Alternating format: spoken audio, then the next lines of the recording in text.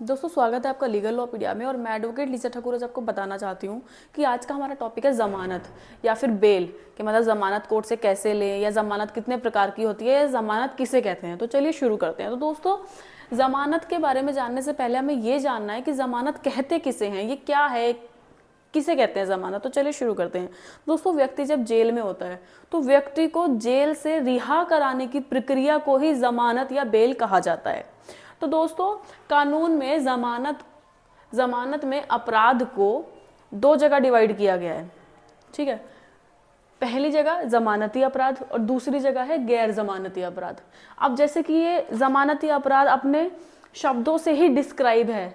जमानती अपराध मतलब जिसमें बेल मिलना आसान होता है, इसको इंग्लिश में हम कॉग्निजेबल ऑफेंस कह सकते हैं, और अगर सीधी सरल भाषा में इसको कहना चाहे तो हम बेलेबल ऑफेंस भी कह सकते हैं, ठीक है। दूसरी तरफ है गैर जमानती अपराध जो नॉन कॉग्निजेबल ऑफेंस होते हैं, और इसको सीधी भाषा में नॉन बेलेबल ऑफेंस भी बोला जाता है, ठीक है। तो अब बात कर लेते हैं पहले जमानती अपराध की।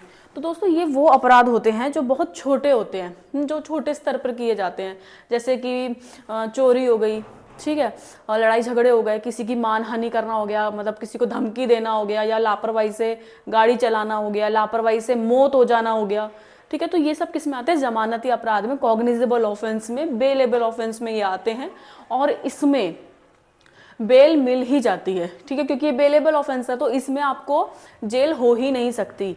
अगर आप इसमें किसी भी तरीके की पिटीशन लगाएंगे बेल के लिए तो वो आपकी एक्सेप्टेबल हो जाएगी कोर्ट में। मजिस्ट्रेट को बेल इस अपराधों में देनी ही पड़ती है, ठीक है, बट डिपेंड करता है कि उस अपराध को किस तरीके से किया गया है। अगर वो बहुत घिनौने तरीके से किया गया है तो हो सकता है कि इसमें आपको बेल ना मिले, लेकिन अगर वो कोई छोटा मोटा अपराध है कि जैसे सिर्फ चोरी हो गई, लेकिन चोरी को अगर डकैती में बदल दोगे ना तो वो फिर बेलेबल ऑफेंस में नहीं आएगा, वो नॉन बेलेबल में चला जाएगा। लेकिन अगर सिर्फ चोरी है तो वो बेलेबल ऑफेंस, कॉग्निजेबल ऑफेंस में आएगा। तो इसमें आपको बेल मिलना आसान होता है। आप कोर्ट से भी ले सकते हैं, नहीं तो आप थाने में अपने नियर बाय पुलिस स्टेशन में बेल बॉन्ड भरकर भी बेल ले सकते हैं, आपको कोर्ट जाने की जरूरत नहीं है। अब बेल बॉन्ड किसे कहते हैं इस पर हम आगे चर्चा करेंगे, उससे पहले हम इसके विपरीत को जान लेते हैं, जैसे गैर जमानती अपराध। गैर जमानती अपराध हो गए दोस्तों बिल्कुल इसका विपरीत, ठीक है, जिसमें आपको बेल नहीं मिल सकती, ठीक है। ये नाम से ही बता रहा है कि भाई मैं बेल नहीं दे सकता।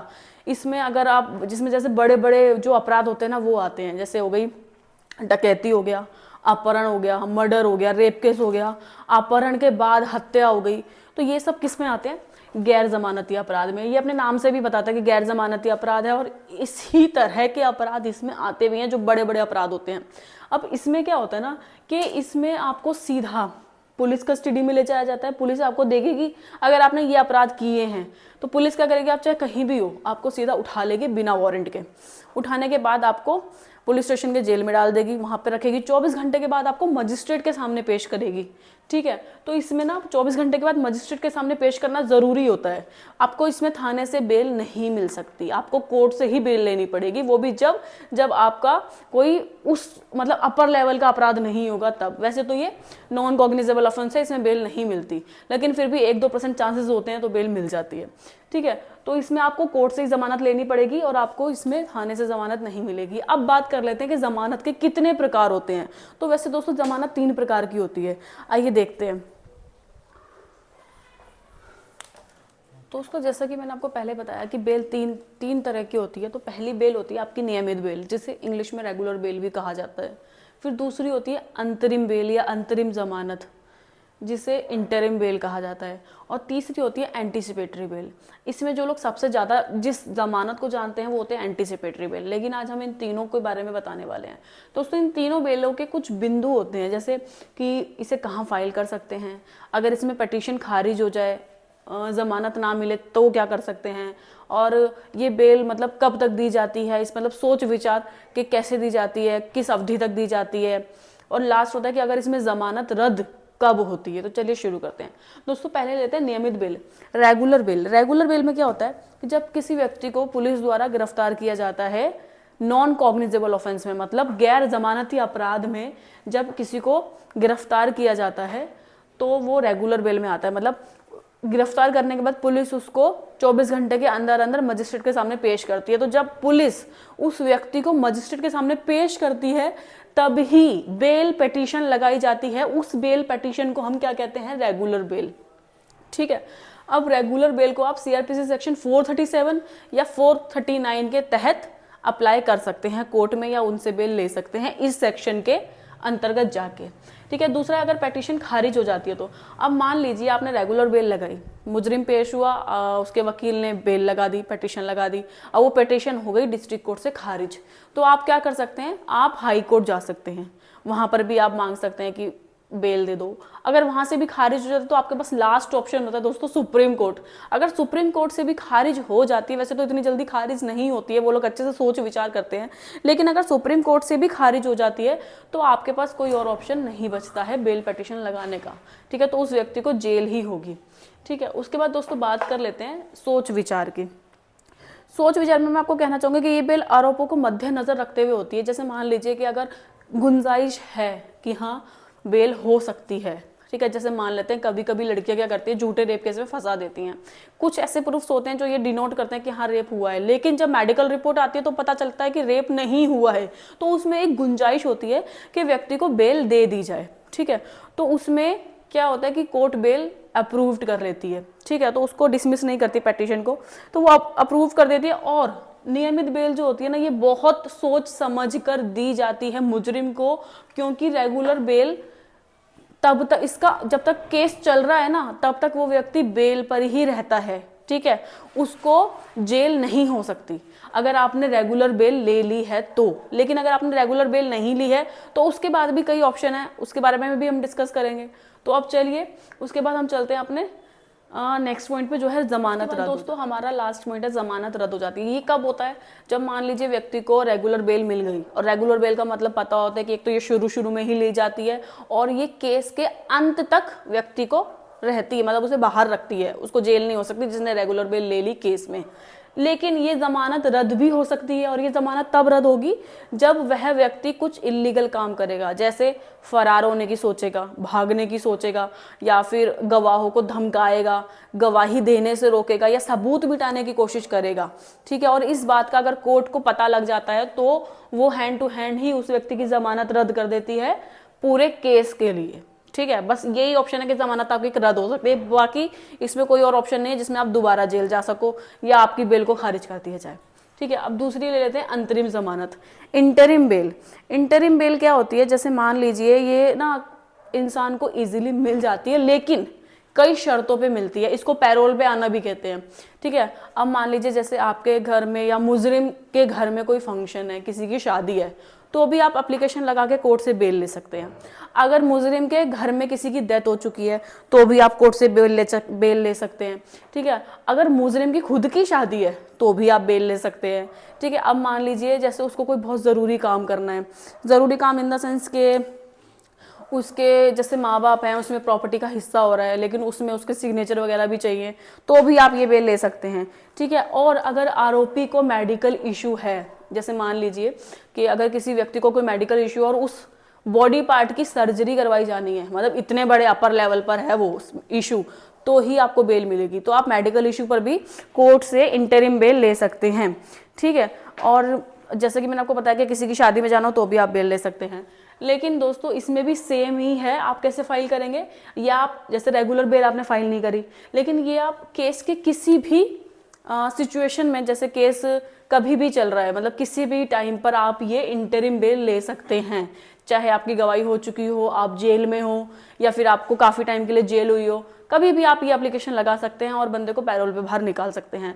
इसका मतलब क्या होता है कि अगर इसमें व्यक्ति आएगा जेल से रिहा होकर तो एक निश्चित अवधि के लिए ही आएगा, ये नहीं कि उसकी मतलब जिंदगी भर के लिए जेल रिहा हो गया, ऐसा नहीं होता है।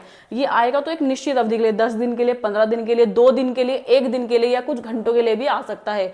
और ये निश्चित अवधि खत्म होने के बाद पुलिस अपने आप उसको गिरफ्तार करके वापस जेल में डाल देती है। ठीक है, तो ये फाइल का मैंने आपको बता दिया कि आप किसी भी केस के चरण पर इसको फाइल कर सकते हैं। पिटीशन खारिज हो जाए तो, अगर ये पिटीशन खारिज हो जाए तो आप हाई कोर्ट में या फिर सुप्रीम कोर्ट में भी अप्लाई कर सकते हैं। ठीक है, तो जैसे कि मैंने आपको बताया, सोच विचार अगर करे कोर्ट तो इसी पे करती है कि अगर व्यक्ति को किसी चीज़ की ज़रूरत है, उसको शादी में जाना है, मेडिकल इशू है, तो ये बेल मिल जाती है। इस पे कोई ज़्यादा सोच विचार नहीं किया जाता, क्योंकि एक निश्चित अवधि के लिए मुजरिम को दी जाती है। ठीक है, और जमानत रद्द सेम प्रोसीजर है दोस्तों सारे बेल्स का, लेकिन इसमें भी जमानत रद्द तभी होती है जब व्यक्ति पैरोल पर निकल के गवाहों को धमकाए, सबूत मिटाने की कोशिश करे या फरार होने की सोचे। ठीक है, तो ये तो हो गई इंटरिम बेल। और इंटरिम बेल आप सीआरपीसी सेक्शन 438 के तहत ले सकते हैं। तो अब हमारे लास्ट पॉइंट की बात कर लेते हैं, जो है एंटीसिपेटरी बेल। इसके बारे में काफ़ी लोग जानते हैं। एंटीसिपेटरी बेल क्या होती है दोस्तों? ये कोर्ट से व्यक्ति को गिरफ्तार करने से पहले ली जाती है। उदाहरण मैं आपको दे देती हूँ, जैसे मान लीजिए आपके ऊपर कोई एफआईआर हुई है, झूठी है या सच्ची है इसका तो बाद में फैसला होगा, लेकिन आपके ऊपर एफआईआर हो गई। अब आप सोचते हो कि भाई एफआईआर तो हो गई है, तगड़ी एफआईआर हुई है और मुझे जेल हो सकती है, तो आप क्या करोगे? अपने वकील से सलाह मशवरा करके पुलिस के पहुंचने से पहले ही कोर्ट पहुंच के आप बेल ले लोगे।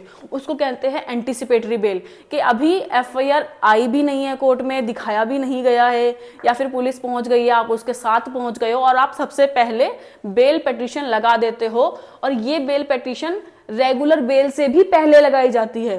ठीक है, तो इसको क्या कहते हैं? Anticipatory bail. फिर उसके बाद ट्रायल वगैरह शुरू होता रहता है। एंटीसिपेटरी का बेल का मतलब क्या होता है कि जब मजिस्ट्रेट को लगता है ना कि इस केस में कोई ठोस सबूत नहीं है व्यक्ति को जेल में रखने का, तो वो एंटीसिपेटरी बेल दे देती है तब तक जब तक उसके ऊपर गुनाह साबित नहीं हो जाता, कोई ठोस प्रूफ नहीं आ जाता। मतलब रहता है भाई, इधर उधर रहता है कि मतलब कभी भी अंदर जा सकता है अगर कोई सबूत मिल गया तो, ये डर तो रहता है इंसान में, लेकिन वो बेल पर रहता है। ठीक है, अब इसको फाइल कैसे कर सकते हैं? जैसे कि मैंने आपको बताया कि आप रेगुलर मतलब सबसे पहले जैसे एक गिनती लगा लो 0 और 1, तो अगर 0 देखा जाएगा ना तो बेल में 0 है एंटीसिपेटरी कि जो सबसे पहले आती है। ठीक है, उसके बाद आती है रेगुलर बेल, फिर आती है इंटरिम बेल। ठीक है, तो ये आप सबसे पहले फाइल कर सकते हैं। उसके बाद दोस्तों पेटिशन खारिज हो जाए तो आप, जैसे मैंने आपको बताया, डिस्ट्रिक्ट कोर्ट से हो गई तो हाई कोर्ट, हाई कोर्ट से हो गई तो सुप्रीम कोर्ट। फिर उसके बाद इसमें ज़्यादा सोच विचार करने की दोस्तों जरूरत नहीं होती, बस एक एफआईआर पढ़ी जाती है, सेक्शन देखे जाते हैं, कोई प्रूफ है तो बताओ, नहीं है तो फिर एंटीसिपेटरी बेल मिल जाती है कैदी को। उसके बाद दोस्तों जमानत रद्द हो जाती है। ये भी जमानत तभी रद्द होती है जब आप भारत से भागने की कोशिश कर रहे हो, वो भी कोर्ट में बिना बताए, अगर मतलब कोर्ट की बिना अनुमति के आप भारत से बाहर नहीं जा। दोस्तों अब बात कर लेते हैं जमानती या जमानत बॉन्ड की। सब जमानती क्या होता है? जो एक कैदी है, ठीक है, उसकी जब कोई बेल लगाता है या बेल पिटीशन लगाता है, कौन लगाएगा? उसको फैमिली मेंबर लगाएगा, उसका दोस्त लगाएगा, या फिर कोई रिश्तेदार आके लगाएगा। ठीक है, तो जो वो रिश्तेदार होता है ना, जो ये कह दे कि भाई मैं इसको अपने जिम्मे पे बाहर बुला रहा हूँ, ये बाहर बुला के कोई भी इलीगल काम नहीं करेगा, उसे हम क्या कहते हैं? जमानती। कि ये बंदा इसकी जमानत दे रहा है। जमानत मतलब ये इसका वो कर रहा है कि भाई इसकी जिम्मेदारी है, अब ये बाहर जाएगा, तो उसे जमानती कहते हैं। ठीक है, अब जमानती बॉन्ड किसे कहते हैं? ये लिखित में देता है कि इसकी जिम्मेदारी मैं ले रहा हूँ। ठीक है, और जमानत तभी मिलती है, जैसे मान लीजिए ये ना अपराधों के ऊपर डिपेंड करता है कि व्यक्ति ने कितना बड़ा अपराध किया है। जैसे अगर कोई चोरी चकारी करी है या फिर डकैती डाली है, तो हो सकता है कि उसमें 5 लाख का जमानती बॉन्ड भरा जाए, 1 लाख का जमानती बॉन्ड भरा जाए, 2 लाख का जमानती बॉन्ड भरा जाए। तो कोर्ट क्या कहती है कि भाई या तो 1-2 लाख तुम कैश ला के दो, हम भी तो रखेंगे ना अपने पास कि अगर ये भाग गया तो हम क्या करेंगे। तो जब इंसान का इतना पैसा कोर्ट में पड़ा रहेगा तो वो भाग ही नहीं सकता। एक रहेगा यार इतना पैसा वहां पड़ा है, और अगर तुम्हारे पास कैश नहीं है तो तुम अपने घर की कोई भी चीज ला के दो, अपनी गाड़ी रख दो गिरवी, बाइक रख दो, घर का कोई बड़ा फर्नीचर है वो रख दो, मतलब कुछ भी तुम इतने तक का सामान या इतने तक का कैश कोर्ट में जमा कराओगे, वो कोर्ट की नजर में रहेगा, सील रहेगा। तो ठीक है, ये होते हैं जमानती बॉन्ड। जमानती बॉन्ड में बताती हूँ, जमानती बॉन्ड दोस्तों एक ऐसा जरूरी दस्तावेज है जो व्यक्ति को जेल से रिहा कराने के लिए जरूरी होता है। ठीक है, और इसमें जुर्म के हिसाब से राशि भरी जाती है, और अगर व्यक्ति जमानत पे निकलने के बाद फरार हो जाता है तो जो जमानती है भाई, उसको जैसे मान लो 5 लाख का बॉन्ड भरा था उसने, तो अगर कैदी के फरार होने पर ना उसको 5 लाख का 8% या फिर 10% दोबारा भरना पड़ेगा, और उसको उसके बदले की जेल भी भुगतनी पड़ेगी जब तक वो कैदी दोबारा पुलिस के पास नहीं आ जाता, पुलिस की हिरासत में नहीं आ जाता। तो दोस्तों आज का टॉपिक बस इतना ही था। तो दोस्तों अगली वीडियो में फिर मुलाकात करेंगे, जब तक मेरी वीडियो को लाइक, शेयर एंड सब्सक्राइब करें। Thank you.